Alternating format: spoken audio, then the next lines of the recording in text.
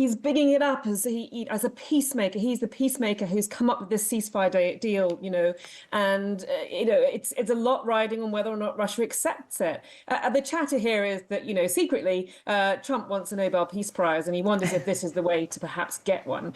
So he is going to be doing everything he can to get Putin to agree to this ceasefire deal. Let's get the latest on, of course, the US brokered ceasefire deal. Ukraine has agreed to it. This is a temporary ceasefire, 30 days, interim ceasefire. We're still waiting to hear what Russia has to say about it. And Donald Trump's been meeting with the Irish Prime Minister today in the Oval Office.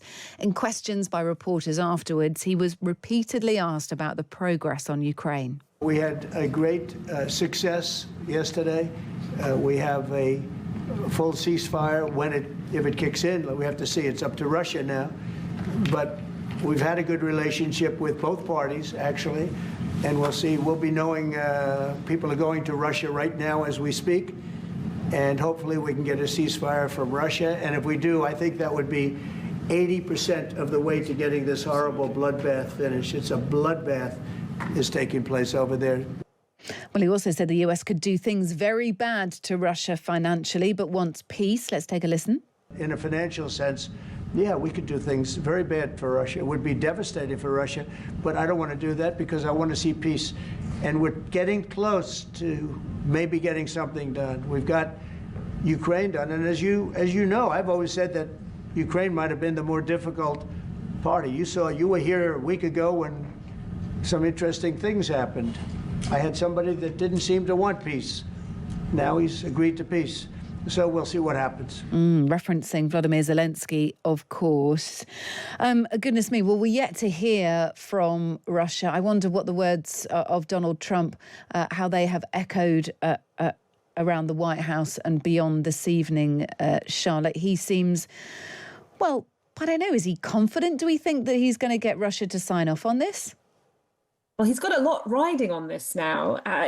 He's bigging it up as as a peacemaker. He's the peacemaker who's come up with this ceasefire deal, and it's a lot riding on whether or not Russia accepts it. The chatter here is that secretly Trump wants a Nobel Peace Prize, and he wonders if this is the way to perhaps get one.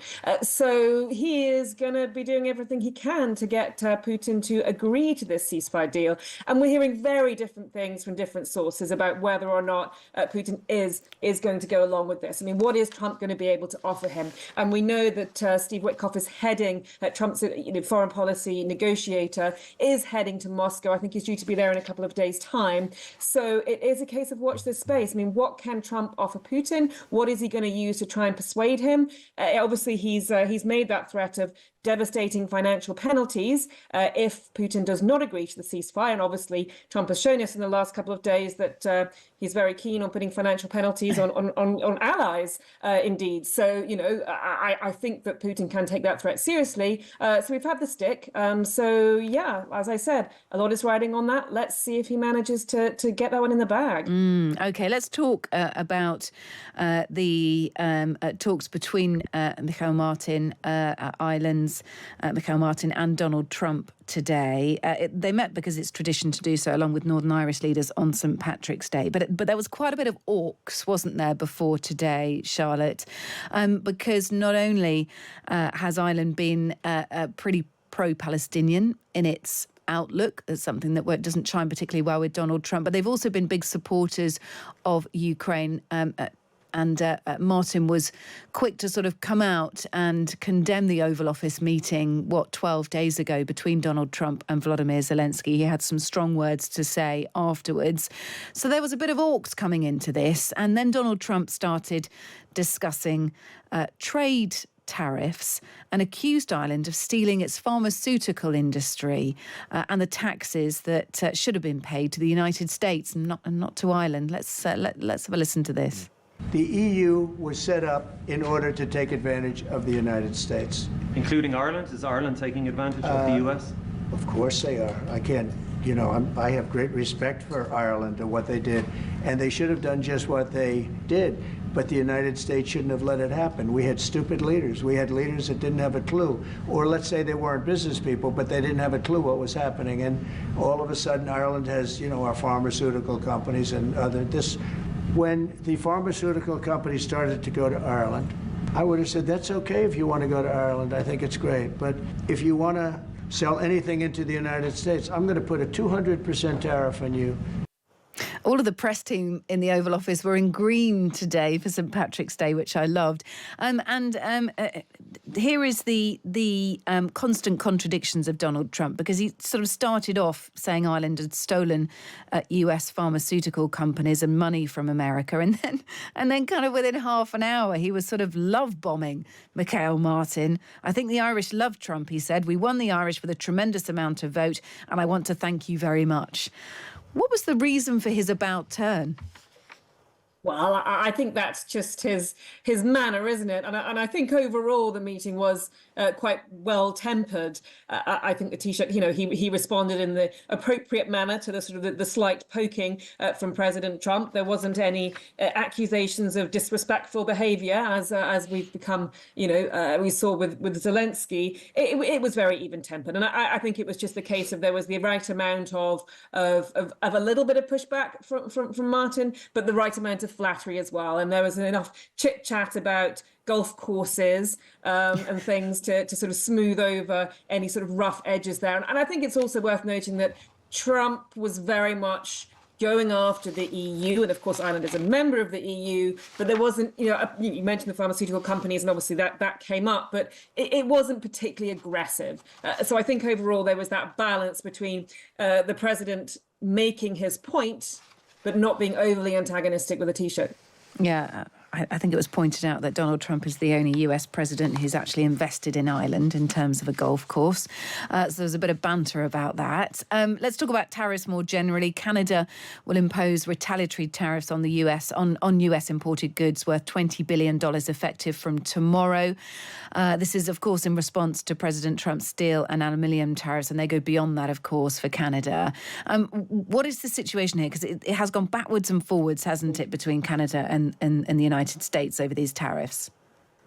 Yes, exactly. So we had that situation on, was it only yesterday? It's amazing how much happens in one day. I'm like, hang on, was that yesterday? When Donald Trump had said that he was going to put the 50% tariff on, and then after a few hours, he rode back on that because Canada had said that their tariffs on the electricity they weren't going to impose that. So yeah, I mean, it's a whirlwind. It's difficult to follow. But I did think it was rather amusing today that Trump said, he asked about the sort of chaos caused by his tariffs. He claimed it was a flexibility rather than any sort of chaos. The markets, however, don't seem to like this flexibility quite so much, and we're still seeing them reacting to these sort of amazing swings. But yes, in terms of the 25% on steel and aluminium, there is some consistency there.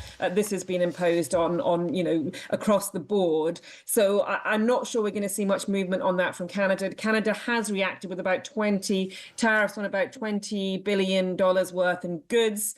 So we'll see. But this feels more like a more sustainable response rather than this tit for tat we've seen over the last couple of days. Because, as I said, this hasn't specifically targeted Canada. It isn't one of these measures that really they feel like, it is a sort of, real dagger aimed at them. It's something that is across the board. So I think we will see more consistency in the reactions from that. But of course, worth noting, of course, that the UK, that Prime Minister Starmer has not imposed any retaliatory tariffs. The EU, however, has. So we are seeing different responses from different countries, different negotiating tactics. Also today, look, we're hearing much about government efficiency, huge federal budgets being eaten into or slashed, and that's continued today with the Trump administration decimating the US Department of Education, firing more than 1,300 employees in a single day. Looks to be the first step towards abolishing the US Department of Education entirely. This is the Education Secretary speaking yesterday. Secretary, what is the timeline to dismantle the Department of Education in your mind? Well, certainly the president has given a directive that he would like to see it sooner rather than later. But there are things that are constrained by Congress, and clearly this would take 60 votes, in the Senate to do this. That's not an easy task, but You know, to dismantle a department and to make sure, as I mentioned before, that states have the right tools, it's not going to be next week, but certainly we are proceeding as expeditiously as possible. That was Linda McMahon, the US Education Secretary, speaking to CNBC yesterday. I mean, this is a big hint of what is to come. Tell me how the news is being received over there, Charlotte, of that decimation of the US Department of Education. I think it had been expected. We've been expecting an executive order on the dismantling of the Department of Education a few days ago. It didn't come. Now we have this announcement of these big layoffs. I don't think it's a huge surprise, given everything that we've seen from the Department of Government Efficiency with Elon Musk and his attitude towards federal workers.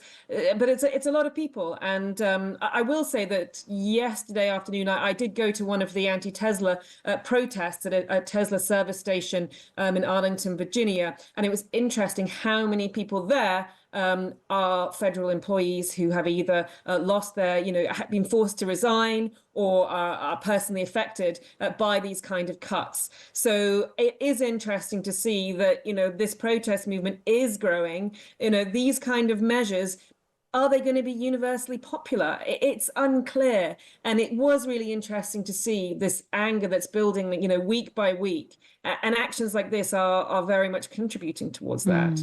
Look, fascinating stuff. Thank you so much for being with us. That is Charlotte McDonald-Gibson, US correspondent for The Times and The Sunday Times, as we go through today's Trump dump. Thanks for being with us. Much appreciated, Charlotte.